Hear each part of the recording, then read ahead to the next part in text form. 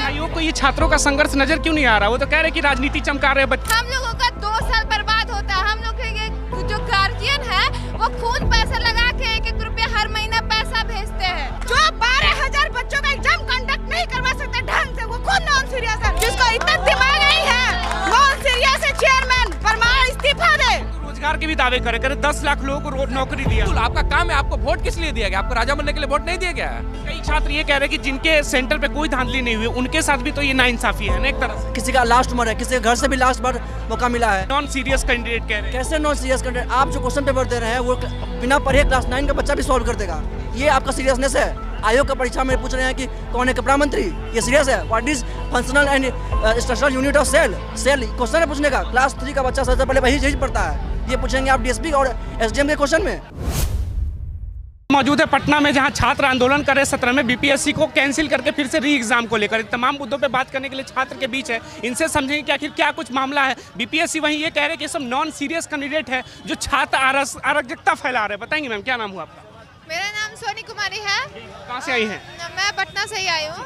मेरा एक ही मांग है कि री एग्जाम होना चाहिए। जैसे बाबू सभागार का एग्जाम पेपर लीक हुआ तो वहाँ पे री एग्जाम हो रहा है, उसी तरह सारे सेंटरों पे एग्जाम दोबारा होना चाहिए। वो इसलिए क्योंकि मेरा सेंटर औरंगाबाद दिया गया था, वहाँ पे भी आधा घंटा लेट क्वेश्चन मिला था।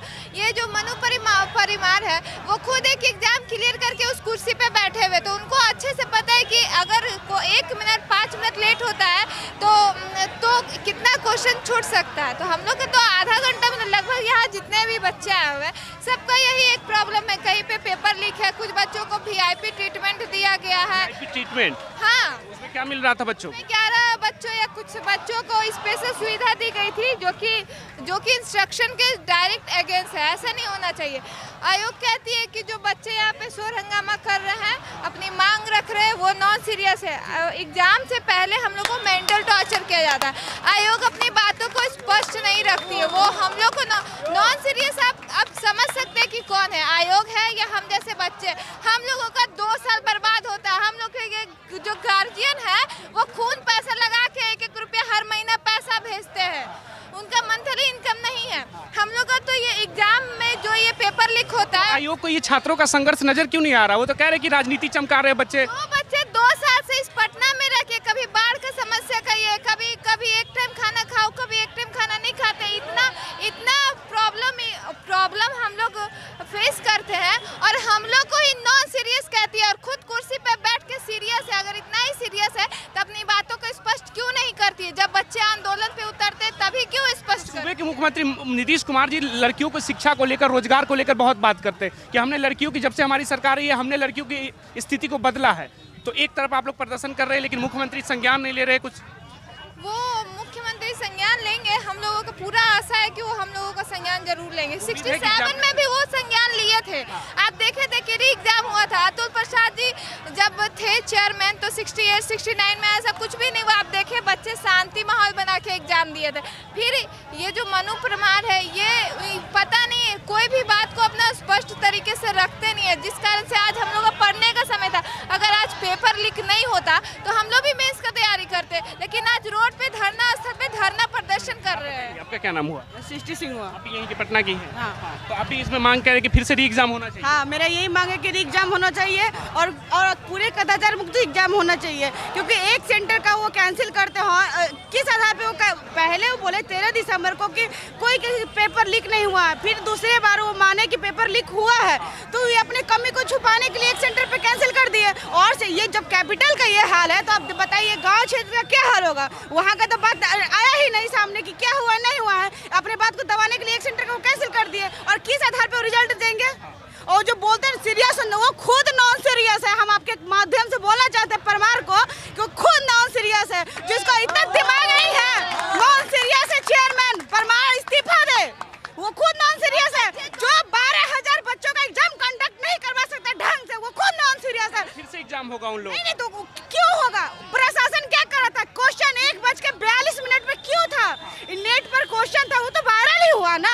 और हम लोग को ऐसा नहीं कर रहा कि कैंसिल कर दिया, नहीं कैंसिल कर, नहीं कैंसिल। हम लोग इसी बोले सभी सेंटरों का एग्जाम कैंसिल होना चाहिए। जो सेंटर पे अराजकता फैला रहे थे उन पे कार्रवाई होगी, कड़ी से कड़ी कार्रवाई की जाए। कोई कार्रवाई नहीं होगी उस पर। क्यों होगा? हम लोग उस लोग के साथ है भाई। अपना बात को रखने के लिए हम लोग आतंकवादी थोड़ी और नहीं, और जब एंट्री दिए, जब एडमिट कर दिए, सेंटर आप दिए तो आपको पता नहीं था, आप तो खुद नॉन सीरियस क्यों दिया? जो अराजकता फैलाता है आपको नहीं पता था, आप ही ना सेंटर दिए तो आपको पता ना, आप जांच का विषय है, अब आप पे जांच होना चाहिए। आयोग अपनी कमी छुपा रहा है इसमें। बिल्कुल, एक सेंटर का क्या आप कमी छुपा रहे हैं अपना? हाँ, आयोग बीपीएससी ने हाई कोर्ट के द्वारा ये क्लियर किया था कि 10 दिन पहले क्वेश्चन जो है वो सेंटर पे पहुंच चुकी है, ठीक है। तो फिर ये क्वेश्चन बोलती है कि पुस्तक में कमी हो गई थी, ठीक है। ये कैसे हुआ? दूसरी बात ये है कि आयोग बोलती है जितने भी बच्चे जो बच्चे इस तरह का हल्ला करे वो नॉन सीरियस है। आयोग खुद नॉन सीरियस है, मनु परमार खुद नॉन सीरियस है। कह रहे हैं कि जहाँ पे एग्जामिनेशन बहुत बेहतर तरीके से उन छात्रों के साथ इनजस्टिस नहीं हो जाएगा अगर एग्जाम फिर से किया जाए। 12,000 बच्चों का एग्जाम हो रहा है, एग्जाम हो रहा है। जब रिजल्ट है एक तो को एग्जाम भी एक ही होना चाहिए ना, अलग अलग तो फिर कैसे होगा? हमने आधा घंटा लेट, जब बच्चों को 11 बजे के बाद एंट्री नहीं है तो फिर क्वेश्चन कैसे आधा घंटा लेट मिल सकता है भाई? वो मनु परमार भूल रहे हैं कि हम लोग 1857 की क्रांति से पढ़ते नहीं है, लाना भी जानते हैं। बिहार की धरती है, हम बिहार की बेटियां हैं। क्रांतिकारियों का जमी रहा है बिहार। हाँ बिल्कुल, मैं वही तो बोल रही हूँ ना कि हम लोग 1857 की क्रांति से ही शुरू करते हैं, सिर्फ पढ़ते नहीं है, लाना भी जानते हैं और ला के रहेंगे। जिस तरह नॉर्मलाइजेशन को हटवाया है उसी तरह से हम लोग एग्जाम भी रिकैंसिल करवा के रहेंगे जैसे 67 में करवाए थे। कि फिर से अगर एग्जाम होगा तो बड़े पैमाने में पैसे लगेंगे, समय खर्च होगा। तो समय, इसका मतलब क्यों है आप फेयर तरीके स्टूडेंट लोगों का भी तो पैसा और समय गया, बाहर राज्यों से लोग आए यहाँ पे, उनका क्या पेमेंट पकड़ेगी सरकार? किस तरह का क्यों बयान दे रही है? तो आयोग को सोचना चाहिए, आपने ऐसा क्यों किया है? सारा मतलब दोषी आयोग ही है, स्टूडेंट क्या करेगा? एक्सेप्ट नहीं कर रही ना अपनी गलती, वो छात्रों पे पड़ेगा ना, उनको करना पड़ेगा और नहीं करेगी तो ऐसे तो बोले से नहीं होगा ना, ये बोले से नहीं होगा। आयोग नॉन सीरियस है, वो 17वीं बीपीएससी प्रारंभिक परीक्षा एग्जाम कंडक्ट करवाने के लायक ही नहीं है। इस्तीफा दे मनु भाई, इस्तीफा दे, आपसे नहीं संभाल रहा है तो इस्तीफा दीजिए। इस बार जिस तरह से दावे करते हैं कि महिलाओं के लिए, शिक्षा के लिए हमने बहुत बेहतर किया, लगता हुआ है बिहार में नीतीश कुमार ने किया है, मानते हैं, लेकिन अभी जो ये इस तरह का शासन हो चल रहा है तो उसको भी तो उनको संज्ञान में लेना चाहिए। और हमें जहाँ तक लगता है कि उनके संज्ञान में अभी तक नहीं गया है, अगर वो जाएंगे तो जरूर वो एक्शन लेंगे।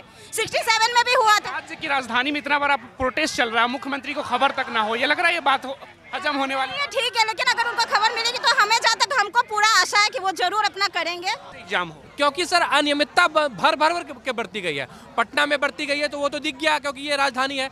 बोलते हैं एशिया का सबसे बड़ा सेंटर है, सबसे हाईटेक सेंटर है, तो सोचिए सबसे हाईटेक सेंटर पे ये का सब हो गया तो जो दूर दराज के इलाके हैं जो हाईटेक नहीं है वहाँ ये लोग क्या क्या खेल खेल सकते हैं।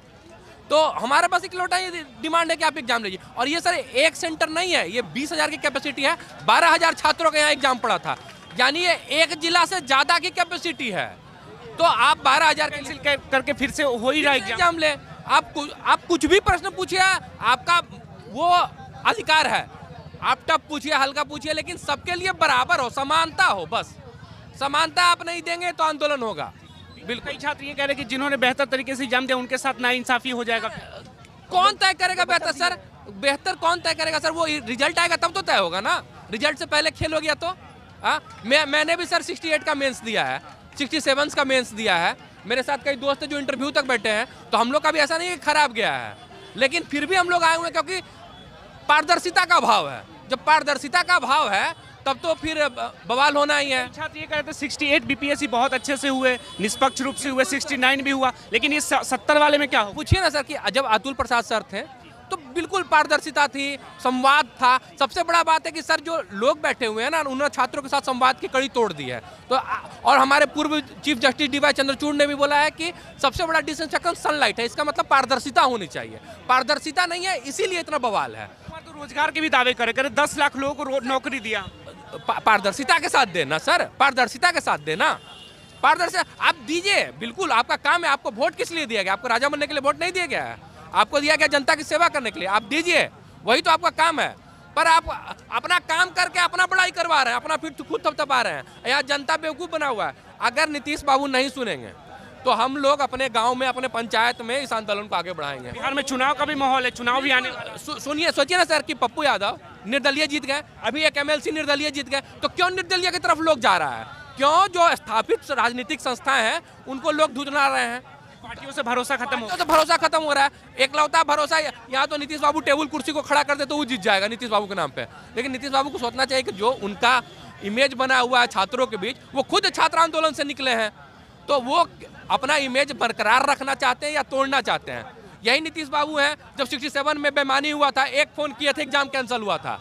क्यों नहीं सुन रहे? क्योंकि हमको लग रहा है सर उन तक आवाज पहुंचाई नहीं जा रही है। उनके इर्द गिर्द के जो लोग हैं वो पैसा खा रहे हैं उनके नाम पे, तो यही होगा कि खेत खाए गधा मार खाए जुल्हा वाला काम हो जाएगा। राज्य की राजधानी में इतना बड़ा आंदोलन हो रहा है, मुख्यमंत्री को अगर सूचना नहीं है तो ये लग रहा है हजम होने वाली बात नहीं सर, बिल्कुल नहीं।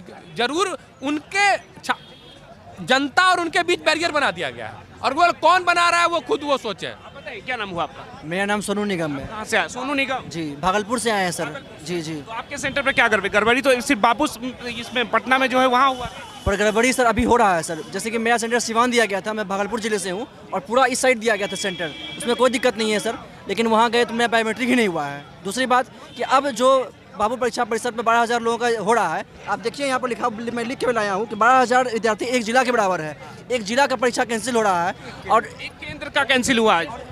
एक केंद्र के बराबर नहीं है, वो एक जिला के बराबर है। 12,000 विद्यार्थी, कई छोटे छोटे जैसे शिवहर, सिवान, इस सब जिला में 12,000 विद्यार्थी भी नहीं थे, कम ही विद्यार्थी थे। कि क्या मांगे? पूरे बिहार के बच्चों के कैंसिल? बिहार की कैंसिल होना चाहिए सर, क्योंकि अगर वो 12,000 बच्चे दोबारा एग्जाम देते हैं, उन्हें पैटर्न पता है, वो दोबारा एग्जाम देंगे, उनका डायरेक्ट इंपैक्ट पड़ेगा कट ऑफ पर, और हम लोगों का कट ऑफ से बिल्कुल बाहर हो जाएगा। ये 3.5 लाख बच्चों के साथ नाइंसाफी है। कई छात्र ये कह रहे हैं कि जिनके सेंटर पे कोई धांधली नहीं हुई उनके साथ भी तो ये नाइंसाफी है ना एक तरह से। सर अगर मान लीजिए मेरा अगर धांधली नहीं होता है ये, तो हम तो सर अपने कट ऑफ के हिसाब से बनाए हैं ना सर। अगर अब कट ऑफ हाई चल जाता है तो मेरा सिलेक्शन कैसे होगा? और 2,000 पोस्ट फिर दोबारा आ पाएगा? किसी का लास्ट उम्र है, किसी के घर से भी लास्ट बार मौका मिला है, और ये अगर एक एग्ज़ाम पारदर्शिता एक मतलब ट्रांसपेरेंसी से नहीं हो पा रहा है, तो क्या ये सिस्टम है सरकार का? और क्या है बीपीएससी? बीपीएससी इतना बड़ा आयोग है, संवैधानिक आयोग है, और एक एग्ज़ाम नहीं। और सिर्फ बीपीएससी का बात नहीं है, ये देश कहाँ जा रहा है? बार बार विद्यार्थी को धरना पर उतरना पड़ रहा है। अभी झारखंड में उतरना पड़ रहा है, बार बार ये हो रहा है, पेपर लीक हो रहा है, पेपर लीक हो रहा है। हम लोग इस देश को कहाँ ले जा रहे हैं, और क्या ले जा रही है इस देश को? क्या बनाना चाहते थे इसको, और कहाँ ले जा रहे हैं? आयोग मानेगी आप लोगों की बात? कुछ सर मानेगी, क्यों नहीं? मानना ही होगा। हम लोग जब तक नहीं माने तब लोग यहाँ पर डटे रहेंगे। और यहाँ तो से कह रहे कि बरगलाए हुए छात्र हैं, क्या नॉन सीरियस कैंडिडेट कह रहे हैं? कैसे नॉन सीरियस कैंडिडेट? आप जो क्वेश्चन पेपर दे रहे हैं वो बिना पढ़े क्लास 9 का बच्चा भी सॉल्व कर देगा। ये आपका सीरियसनेस है? आयोग का परीक्षा में पूछ रहे हैं कि कौन है कपड़ा मंत्री, ये सीरियस है? What is functional and structural unit of cell? Question है पूछने का। क्लास 3 का बच्चा सबसे पहले वही चीज पढ़ता है, ये पूछेंगे आप डीएसपी और एसडीएम के क्वेश्चन में? ये शर्म की बात है। क्या नाम हुआ आपका? मेरा नाम सौरभ सुमन हुआ। क्या पोस्टर्स के थ्रू क्या मैसेज दे रहे हैं? ये शिक्षा सत्याग्रह है, और हम लोग खुद शिक्षा के पुजारी हैं, और हम लोग उस संकल्प लेकर के चले हैं जो अपने माँ बाप का सपना पूरा करना है। और ऐसी आयोग जो इतनी अयोग्य हो चुकी है, जो आधा से ज़्यादा सीट बेच करके और अपना झोली भरने पे लगा हुआ है, इस तरह के संस्थान से हम बस गुजारिश करेंगे, सुधर जाइए। लग रहा है सब कुछ पहले से फिक्स था इसमें, इस तरह का? बिल्कुल फिक्स था। देखिए, हमें जहाँ तक, देखिए हम लोग जो हैं, हम लोग बस ये आशा करते हैं कि बस ये हो, जो भी हो कदाचार मुक्त हो। लेकिन जो पास्ट रिवीलिंग फैक्ट है, जैसे कि कुछ दिन पहले की बात बताते हैं, ज़्यादा दिन पुराने की बात नहीं है, कम्युनिटी हेल्थ इंस्पेक्टर का एग्जामिनेशन हुआ, 60% सीट बुक था। 60% से समझ सकते हैं 100 करोड़ का बोली लग रहा है, ठीक है। और ये जो पहले से तय रहता है सीट का, ये बिल्कुल तय रहता है, लेकिन इंटरनल, अरे हमें तो ये भी नहीं पता। हम तो ऐसे नौबत पे आ चुके हैं कि अगर हमें कहा जाए कि हाँ इतना पैसा दे दो, भाई कहाँ से दे पैसा? भाई कहाँ से दे? अपने मेरिट पे लड़ते हैं तो मेरिट पे कट ऑफ नहीं पार हो पाता है। कारण क्या? आधा सीट तो पहले ही बेच चुके हैं आप, कट ऑफ तो ऊपर जाना ही है। और जहाँ तक अभी की बात है, अभी मेरा खुद का 89 नंबर आ रहा है, और जहाँ तक हमको लगता है कि मेरा प्री क्लियर हो जाएगा, हमको मेंस के लगना चाहिए। लेकिन जो एग्जामिनेशन होने जा रहा है, सीधी सी बात है, अगर आप कैंसिल करने की मांग कर रहे हैं? कारण क्या है कि अगर एग्जामिनेशन हुआ तो मे भी क्वेश्चन बहुत लिबरल पूछा जा सकता है, बहुत आसान पूछा जा सकता है, कट ऑफ को ऊपर लेके चला जाए। ये भी हो सकता है औरंगाबाद वाला केस कि कट ऑफ इतना ज़्यादा ऊपर चला जाए, मतलब पेपर इतना ज़्यादा हार्ड पूछ लिया जाए कि कट ऑफ को एकदम उसी लेवल पे रहने दिया जाए या इससे नीचे चला जाए। तो किसी ना किसी, अगर एक बच्चे के साथ भी अगर इनजस्टिस हो रहा है तो आयोग को ऐसा नहीं करना चाहिए। एक सेंटर पे कैंसिल करके दोबारा एग्जाम लिया जा रहा है, आप लोग की मांग है कि सभी को कैंसिल कर दिया क्या है? कारण क्या है? देखिए, हमारे जो मतलब हम जो तथाकथित जो उपद्रवी कहा गया हम लोग को, दरअसल वो लोग उपद्रवी नहीं, हमारे लिए मसीहा हैं। पर्सनली मेरे लिए तो मसीहा इसीलिए है। कारण क्या है? वही लोग विद्यार्थी थे जो 2 घंटा 12 से 2 बजे तक कॉपी मिलने के इंतज़ार में बैठे रहे, बाद में जाकर के फ्रस्ट्रेशन लेवल जब उनका बहुत ज़्यादा पार हो गया, ठीक है, इसके बाद वो बाहर आए और बाहर आने के बाद वो देखते हैं कि कभी कोई चोरी कर रहा है, उधर कोई पेपर छीन रहा है, कोई ऐसे कर रहा है, तो पेपर तो लीक हो चुका है, क्यों देंगे? फोन लेकर बैठे थे कई परीक्षार्थी। नहीं नहीं नहीं नहीं नहीं, फोन लेके, अगर फोन लेके बैठे तो फिर भी आपकी अयोग्यता है। फोन लेके गए कैसे भाई, कहाँ से लेके गए? आपका 3-4 लेवल, आप जो बोलते हैं कि 4 लेवल का सिक्योरिटी है, 4 लेवल के सिक्योरिटी में मोबाइल फ़ोन लेकर चला जाएगा? अरे एक चोटका नहीं लेके जा सकता है जो मोबाइल फ़ोन लेकर चला जाएगा। और अगर फिर भी बाहर आकर के मोबाइल फ़ोन अंदर लेकर के गए, फिर भी आपकी अयोग्यता है। तो आप अयोग्य हैं, अपनी अयोग्यता को स्वीकार कीजिए और एग्जामिनेशन लीजिए, और अगर नहीं लेते हैं तो इसमें आपकी अयोग्यता है।